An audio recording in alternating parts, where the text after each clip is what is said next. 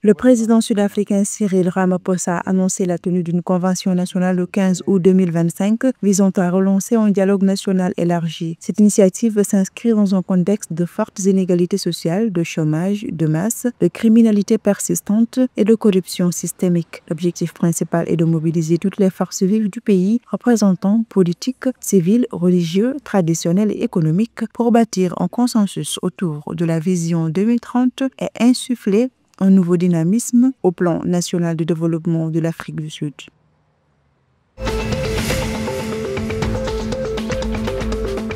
La Banque du Mozambique prévoit une croissance économique modérée dans les mois à venir, portée par le redressement progressif des capacités de production et des infrastructures logistiques endommagées par les troubles post-électoraux. Hors secteur du gaz naturel liquéfié, en plein essor, la reprise repose principalement sur l'agriculture, le charbon et les services. Malgré les incertitudes persistantes, la Banque centrale souligne des signes de redressement économique soutenus par le rétablissement de la stabilité et la remise en état des chaînes logistiques.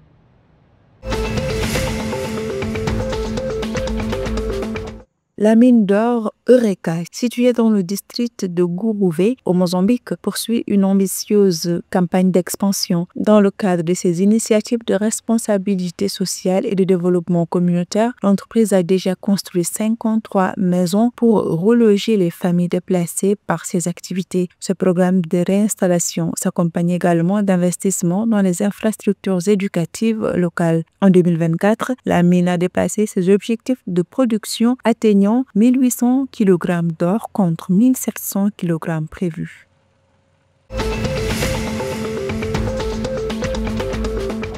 La municipalité de Windhoek en Namibie a soumis une demande d'augmentation de 4% des tarifs de l'électricité pour l'exercice 2025-2026, dépassant ainsi le taux moyen de 3,8% approuvé par la Société nationale Nampower. En cas d'approbation par la Commission de régulation de l'électricité, cette révision tarifaire entraînerait une augmentation de 3% pour les foyers résidentiels classiques, tandis que les retraités ne seraient concernés que par une hausse de 1%.